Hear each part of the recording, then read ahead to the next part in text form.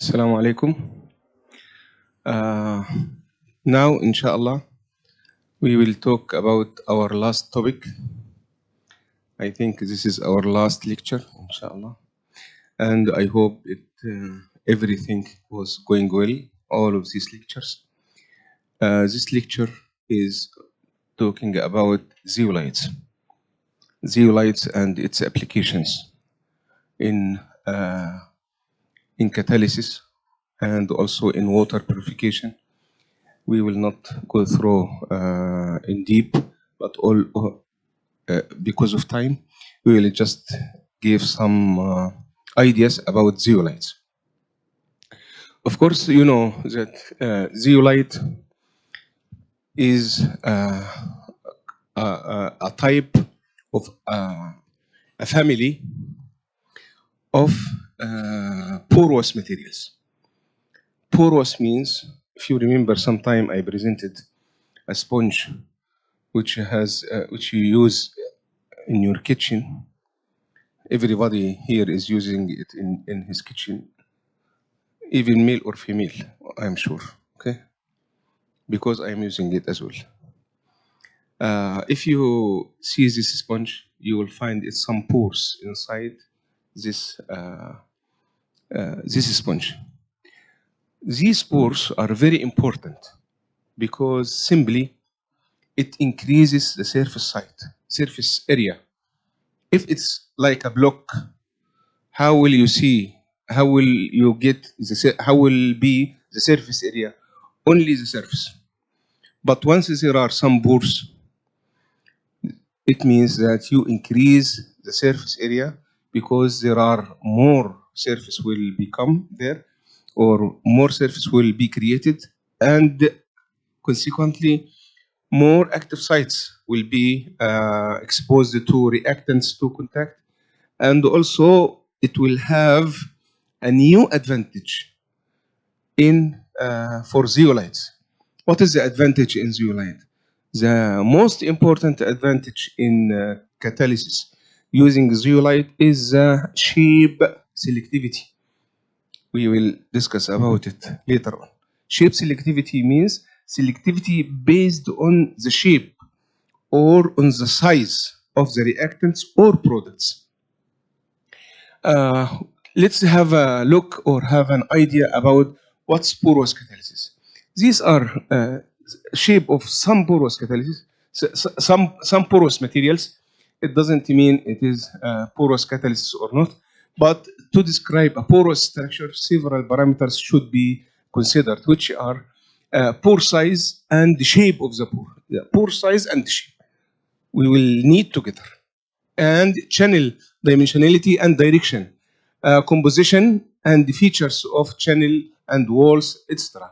Among these parameters, pore size and pore shape are the most important, because pore size means how will be the size of the material it will be absorbed or get in the pores. How large is it?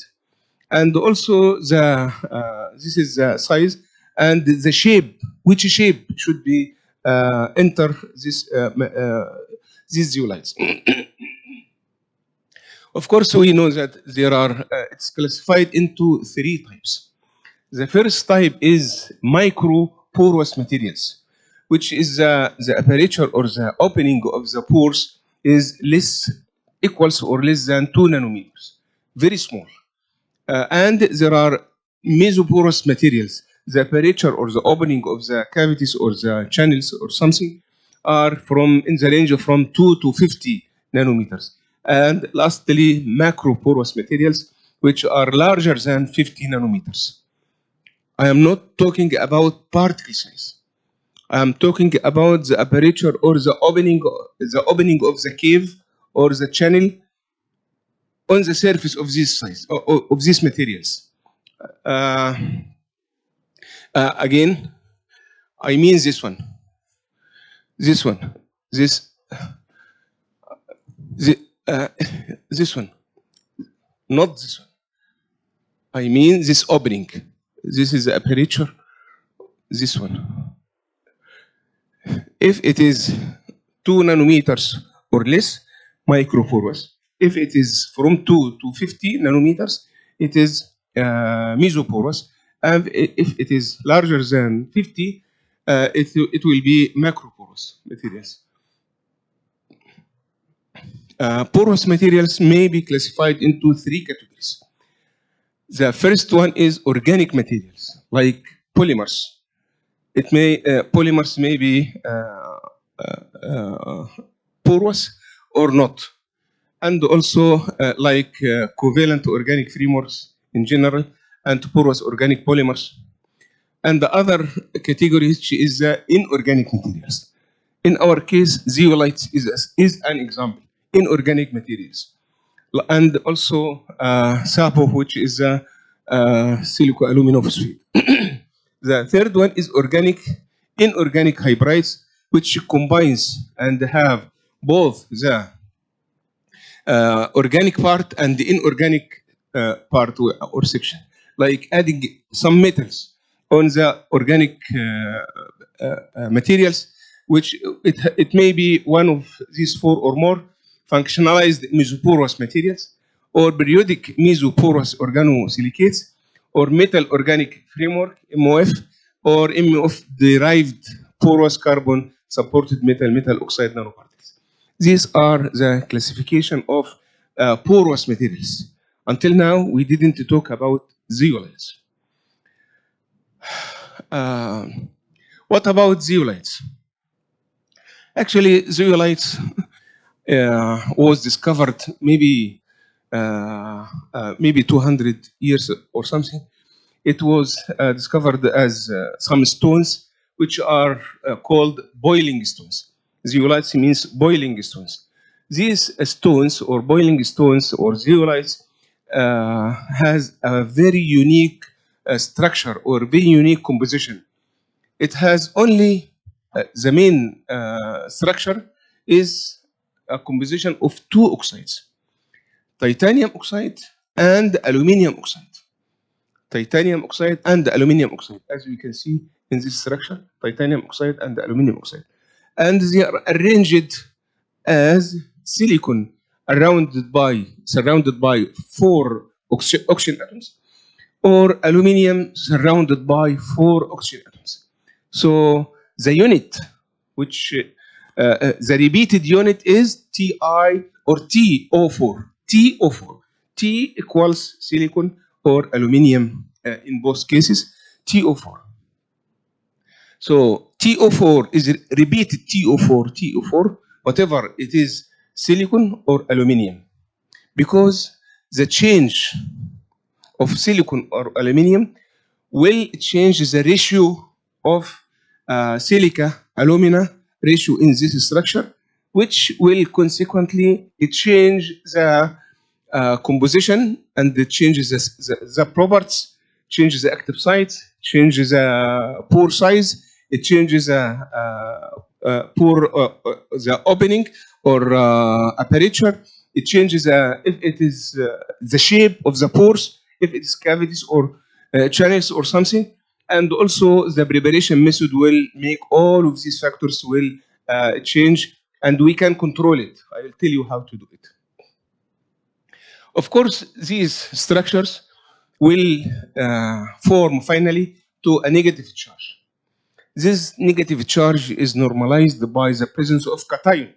This cation may be any cation like sodium, potassium, calcium, ammonium. Any cation like this will neutralize or normalize the negative charge from this structure. Here I only want to show you how it looks like the natural zeolite. It is like a stone like this.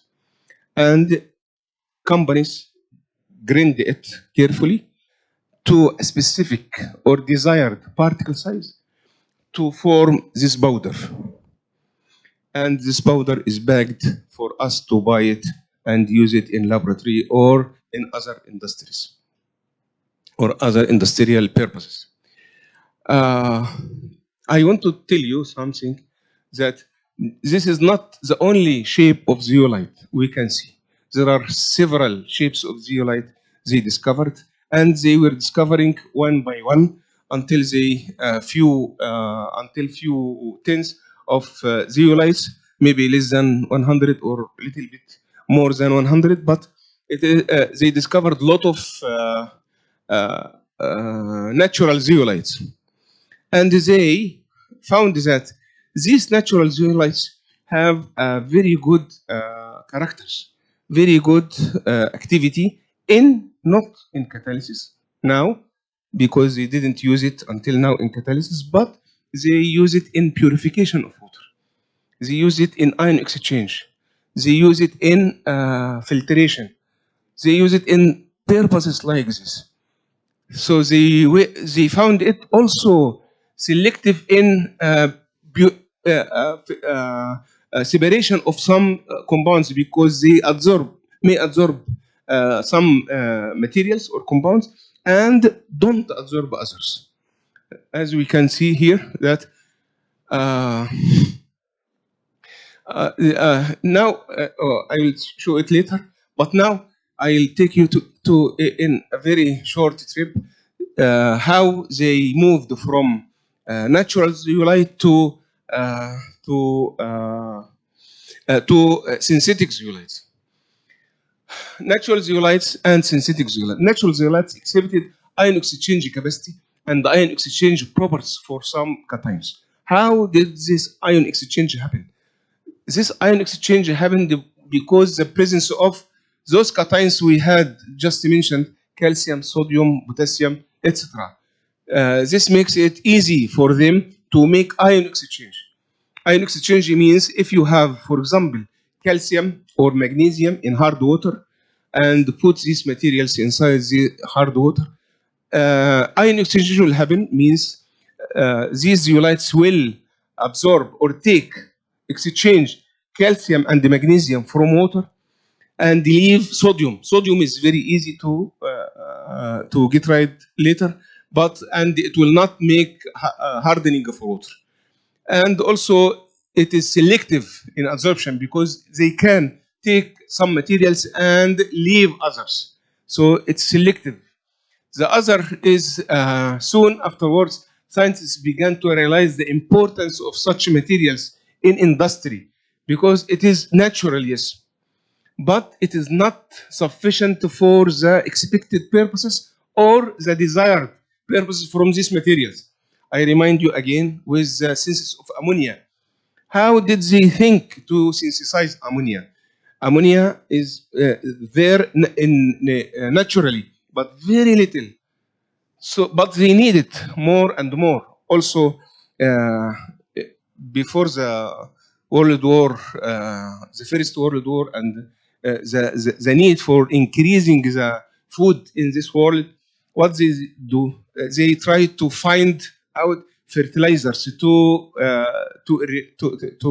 increase production of plants for people to eat.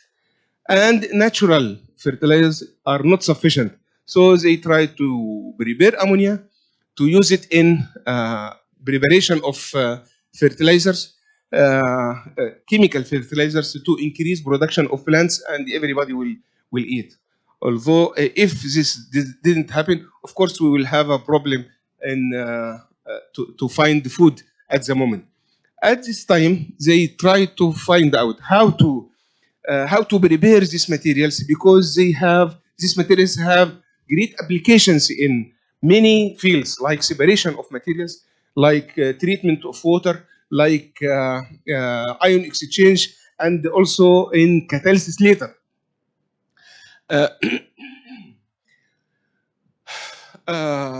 So these are the main characters of these materials. The main character of these materials they are crystals in crystalline form, and they are found as deposits from volcanic sediments, enclosed alkaline and saline lake systems, and also they are in fresh water lake groundwater, and it is like this, like there. Also, it's found in as a volcanic material. this is where they bring it. Deposits formed from volcanic materials in alkaline soils, and also deposits resulting from what's written there, hydrothermal. Please remember this technique. This is just a word here, but it's a very great technique. We will use it. Hydrothermal or low temperature alteration of marine sediments formation, which are the results of low grade burial metamorphism. Now we go to how did they try to prepare it. From 40, they discovered around 40 types of zeolites, and then discovered the others. So they try to prepare zeolites. At present, natural zeolites are widely used in the fields of drying. This is the purpose of these materials: drying, separation of gases and liquids, softening of hard water, treatment of sewage, melioration of soils, catalysis, or supports of catalysis in industry. These what are the purposes of using these materials, and also it has other uses, as we will mention later. Inshallah. Because of natural zeolites can't meet the huge demand in industry, so they try to prepare other amounts of other zeolites, synthesized zeolitic materials. Of course, they tried to prepare it in the end of 1960 or 1970, something like this.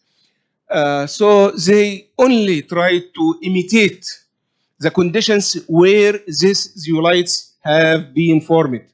They try to imitate the pressure conditions, the temperature conditions, and also the in alkaline mediums. This is how did they characterize or make a kind of these zeolites by this is A. Zeolites as like us. Each one of these zeolites have special fingerprint. These fingerprints, if it is zeolite A, it will be like this. Zeolite Y, it will be also like this, but little bit different. Zeolite X, it will be like this, like cages. This is a cage, okay? It will be like this, but also it has little bit different in aperture, or each one of zeolites has its own fingerprint. And every family of zeolite, because zeolite as a whole is a very big family. And this family is divided to families, different families. These different families are divided to members. So they are a huge number of zeolites have been prepared at the moment. And because we control how to prepare, how much is the silica alumina ratio, how is the conditions of preparation, all of these parameters may produce different types of zeolites which are used in different purposes. Here you can see that each corner of these is either silica, either Si or Al. Each corner of these, and each sodalite. This is sodalite. This is colored. This is sodalite. A unit. This some alumina and the silica are connected together to form this unit, and this unit is connected to other units like this to form the cage, and the cage is connected to other cages to form the whole material. And of course, they are very great thank you, but thank to the people who try to prepare these materials, and they thank the materials, the preparation methods, the advancement in the preparation technique, the development of synthetic techniques. Of course, because of these synthetic techniques, they could prepare the zeolites. What are, how could, of course, they imitated these conditions to form zeolites. How could this is a type of zeolite? It's this powder is a type of zeolite, and this is its structure. I think it is ZSM5 zeolite. Of course, as I just mentioned, in changing the silica alumina ratio will lead to change the structure and consequently will lead to change the properties and purpose. Because changing silica alumina ratio, for example, will change the type of cages and channels, and it changes how much acid sites you have, how much basic sites you have on the surface, according to the ratio of silica and alumina. And then later it will change its properties. Like this, a higher silica alumina ratio, the last one, changing the silica alumina ratio significantly impacts their structure, particularly affecting the concentration of acidic sites and types of phases that can form.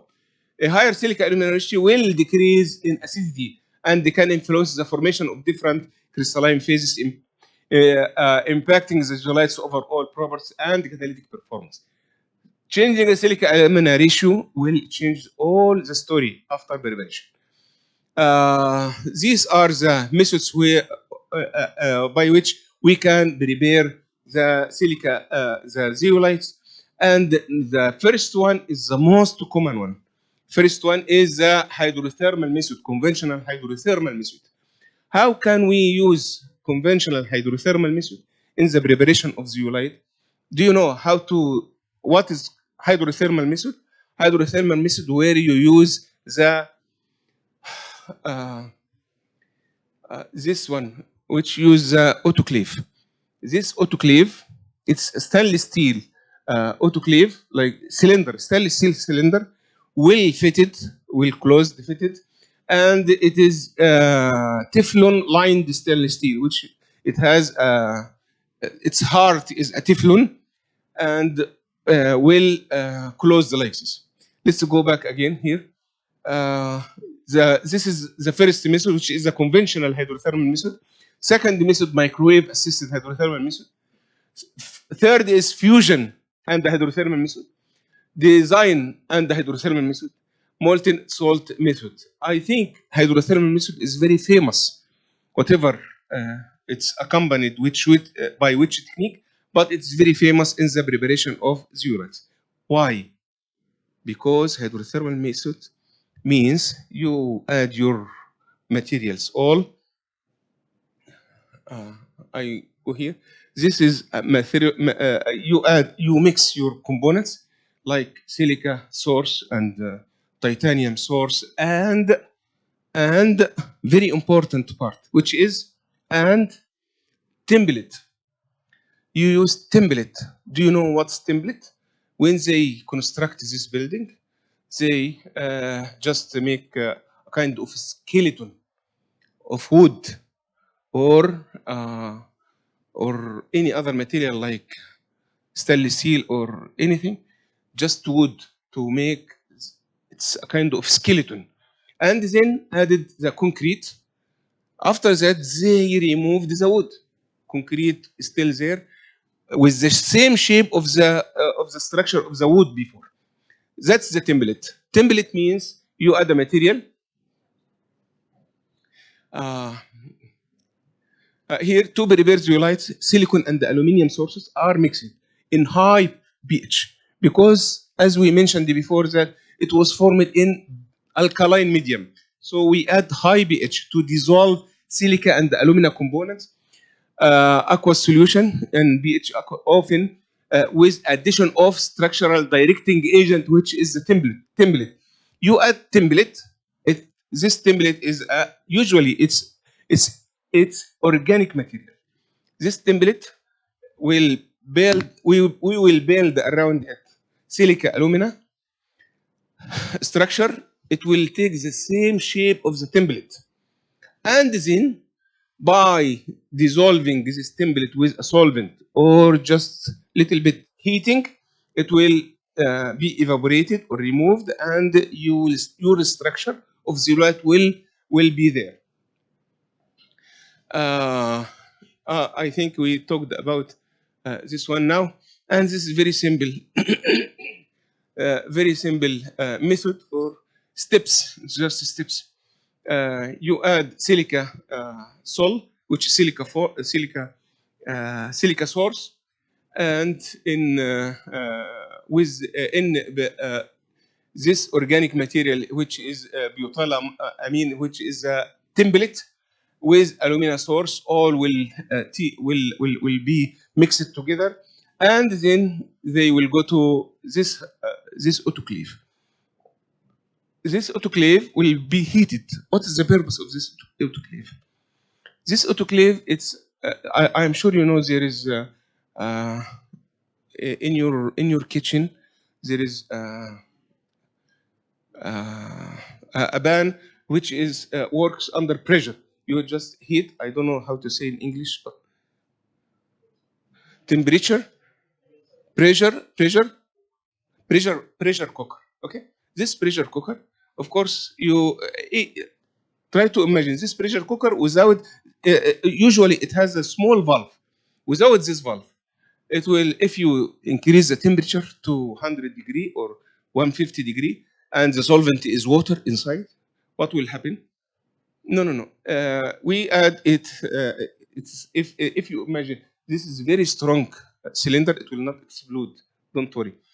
This strong cylinder, we heat it at 150 or 170 or 200, and if you remember, if you go with this temperature under this closed system, water will be evaporated. Of course, it will be evaporated, but at the same time, it will be condensated, and there is circulation between condensed and evaporated water, dynamic equilibrium.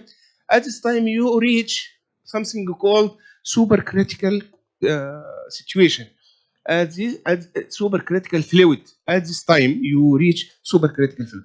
You can't distinguish between vapor and water. Both of them, there is vapor there and water there, but you can't distinguish between two cases or two states. By this, it is cooked together. This means it's cooked together. Under this condition, pressure is high and temperature is high and over boiling point of water and still water there. Then you take it, cool it. You should cool it first. You take it, cool it, and you separate your material, filtration, and then drying. At this time, you get your zeolite.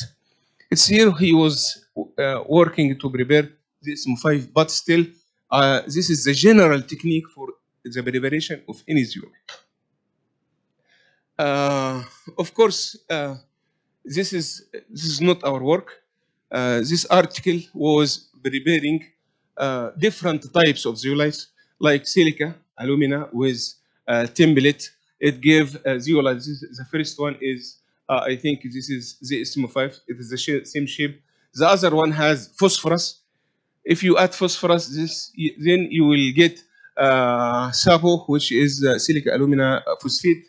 And this is another type. This is mesoporous silica. And this is another story. Another type of zeolite, they are preparing PMO, and this is they are preparing MOF, metal organic frameworks, and of course this is another stories like COF and VOF. There are a lot of preparation methods, lot of types of zeolites you can prepare, and because there are a lot of applications are waiting for these materials. You are preparing these materials to apply for something, because you are not preparing just for fantasy. If you are preparing today for fantasy, just for science, tomorrow somebody will come and use it, and you will use what you already prepared. And these are other types. What are the main properties of zeolites? First of all, it is stable. It's stable, yes, but it has a weak point. I'll leave it until the end of these slides, you can tell me what you think about its weak point. It's stable against temperature. You can heat it for 500, 700, and 1000 degrees C. Also, it has very high melting point until 1000 degrees C. In solubility, they don't dissolve in water or other inorganic solvents. Okay, but I think this one is a weak point, because if you add these zeolites in very low pH value, it will undergo this, it will dissolve, because leaching of silica or alumina will occur in presence of the strong acid, and also resistance to oxidation. Yes, it doesn't be oxidized. Unique structure. This is a very important part in zeolites. It's unique structure. This unique structure means you can use this structure in your own purpose, because you are preparing these structures for something, as I will show you just now, inshallah. Poor uniformity. Since they are manufactured with precise and consistent pore size, it's all are the same. The pores are the same, uniform, and polarity, because we just mentioned that they have charges which are normalized with cations like sodium or sodium or potassium or ammonia. And the environmental impact, it's very important for environment. It's very important for green chemistry. It has many applications. This is a type of framework. It is like this, and these frameworks, which are channels, are very important. And cavities and the channels. These are the channels of the SM5, and these are the cavities for Y and X and A. All have the same structure, same cavity. It has the property of ion exchange. That's why it is used in water purification and removing the hardness of water. And hydration, of course, it has the capacity to absorb H2O from air. That's why it is used in this purpose as well. Shape selective catalysis, and that's why what we look for as people who are working in catalysis, they are looking for this type of property, which is shape selective catalysis. Let me explain what's shape selective catalysis of zeolites. Zeolites have these channel or cages or whatever they have, and they have unique porous structure with fixed pore size and shape. It's very important.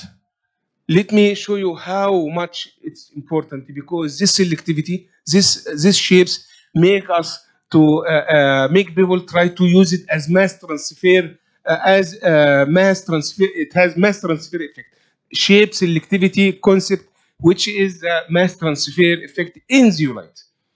It has different shapes or different three types of this selectivity. The first one is reactant selectivity. It both have reactant or product or intermediate. How come? Let me show you something here. If you feel, if this is cages or channel of zeolite, and you just entered these three reactants, okay? Of course, only the middle one will be able to enter this channel and go inside and make the reaction, and then leave this the channel or the zeolite, forming the product like this. This means that you have two reactants or three reactants, whatever. Only one of them will go inside the channel or inside the cavity and make the reaction, and the product will leave. This means it is reactant selective. It selects which reactant will go in and make the reaction.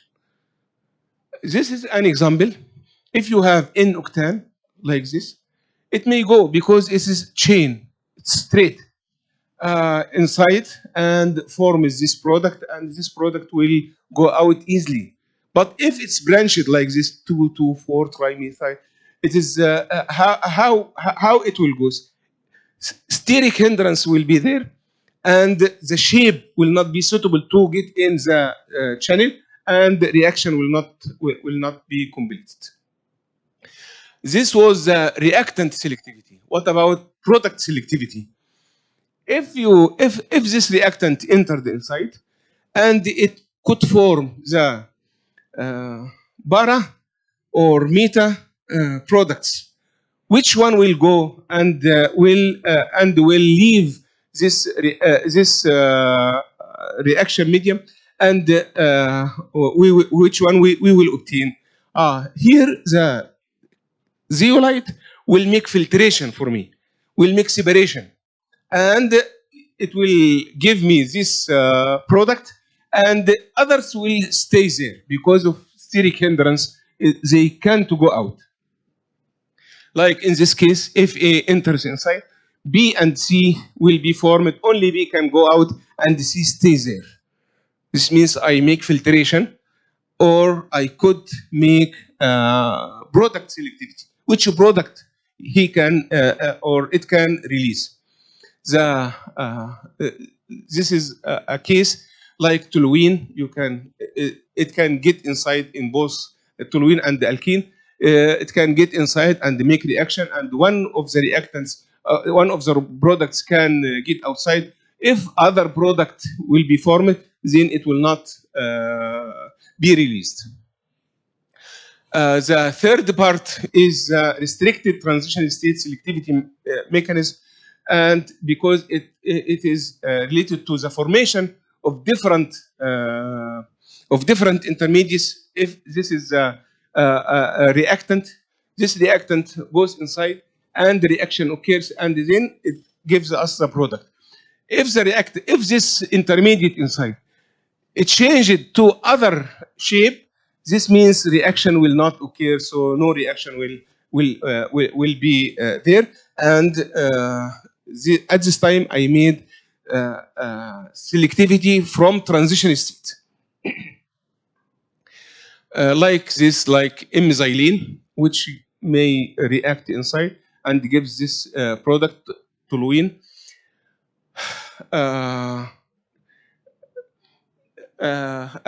But if it goes inside and the changes will happen, so will occur, so no product will get outside.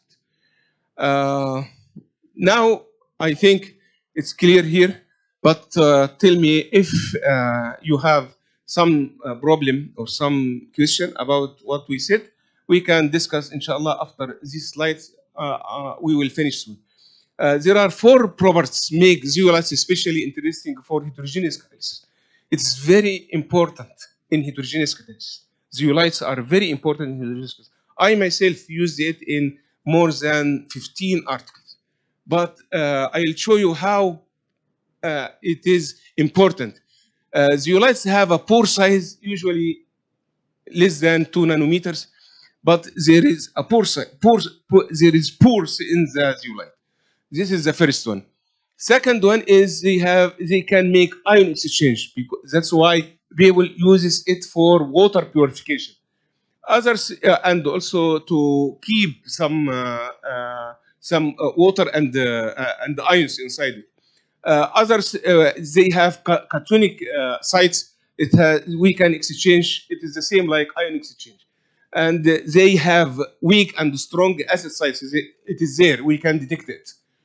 Of course, we detected it by pyridine absorption, as we mentioned yesterday. They have diversity of changes in pores and channels, and many. That's why they are using in molecular sieving. The most important applications of zeolites are filtration of water, treatment of industrial wastewater. This is the first application. Second application in industry, they have many applications in industry. Zeolite confined molecules within small spaces. All are the most important that we already mentioned. They are used as sorbents and catalysis. Besides, they are used as supports. They are using as catalysts, and also they are used as supports for other catalysts. They are used in gas separation. Additionally, they enable the separation of noble gases, nitrogen, oxygen, and light emission. They are used in lit lamps and in detergents as detergents, and also even used in asphalt, as you can see, and also in vacuum pumps. And finally, I would like to say thank you very much, and I am sorry for this long time. Thank you.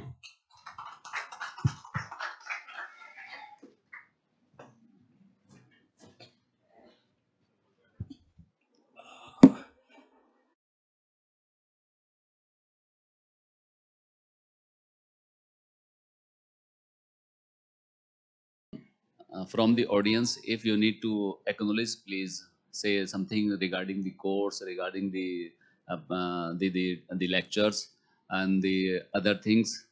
You visit Jamia Millia Islamia for attending this program organized by the Department of Chemistry, Faculty of Science, Jamia Millia Islamia, and it's a very good scheme uh, by the for the GYAN program by Ministry of Education, Government of India. So I really acknowledge to the Ministry of Education to give the chance to organize such type of program. So anyone can say, please say something to the for Professor Zain. Yes.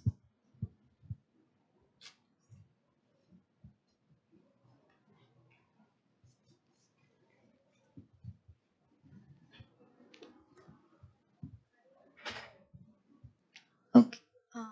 Yes, sir. Thank you so much for conducting this really informative session, like this program. And I would like to thank Zin sir, because the way he put everything, like his PPTs were simplified, his methods also, and he explained, like you explained everything really well, from basics to all the techniques and then application and everything. As myself from not from chemistry background, it was really like easy to understand and easy to get the information. And I think from these 5 days I took a lot with me, that the information and everything, and I kind of develop an interest in green chemistry. I would like to know more and study more about it. So thank you so much, Jane sir, for your guidance and like delivering this really nice series of lectures. And I will also like to thank Resuddin sir for arranging this course in the Department of Chemistry from Jamia Millia Islamia, and also the like Gyan program. The its initiative, like it's for just academic network, so it is also a really good program, and I'm happy to be a part of it. So thank you so much, the coordinates and everything. Thank you, Shivani. Thank you very much. So anyone?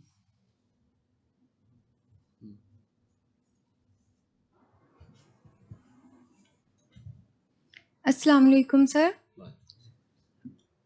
First of all, sir, the program was overall fantastic, and the lectures you delivered were all informative. And some may find them the basic. There were discussions that they are basic, but I believe that you cannot grab all the information from a lecture. And in each and every of your lecture, for my personal work, I have got some tips that one can gain with experience only, and we have to learn it at the very early stages of our career. This that will be so beneficial in our learning, to that we will not avoid those mistakes that you just provided us directly with the experience you have got in those several years. And regarding Gyan program, it not only just gave us the knowledge regarding our subject or a topic, but we get to know various opportunities and directions we can work on, and we get to meet such eminent personalities that we could never have met without joining this course. And learning with their experiences was really an awesome experience, and we really feel honored to have you here. Along with that, I am really thankful for the coordinators, Raisuddin sir and Professor Saika ma'am. You are the backbone of this program. Otherwise, we would not have been here and we would never get a chance to meet these people. Thank you so much, sir.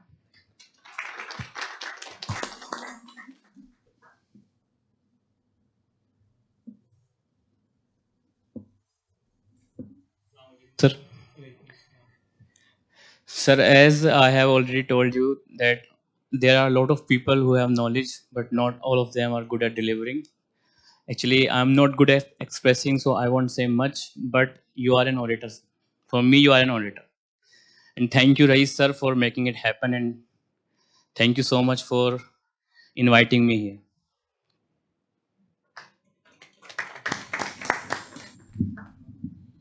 Anyone? Hindi में बोल दो, क्या है? अरे हिंदी हमारी prime language है, हिंदी में बोल दो, जो बोलना है दिल से बोलो, हिंदी हो इंग्लिश हो कुछ भी हो, समझ आना चाहिए. Good afternoon, sir.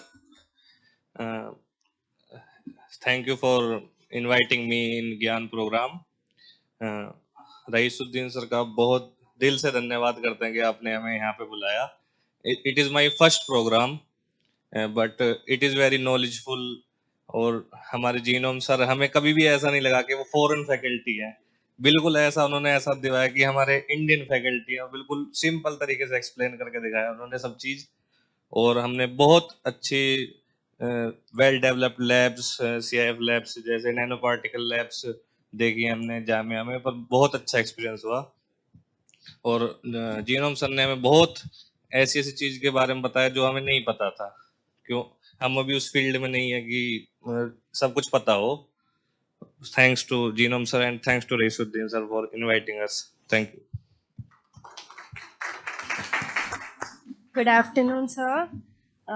Thank you so much sir. आपसे मिलके मुझे बहुत मोटिवेटिव फील हो रहा है यहाँ आने के बाद, क्योंकि अभी हम बहुत फर्स्ट स्टेज पे हैं कुछ करने के लिए, अभी बस स्टार्टिंग ही किया है, तो काफ़ी मोटिवेटिव फील हो रहा है यहाँ आने के बाद. और सर से मिलने के बाद तो बहुत ही ज़्यादा अच्छा महसूस हो रहा है.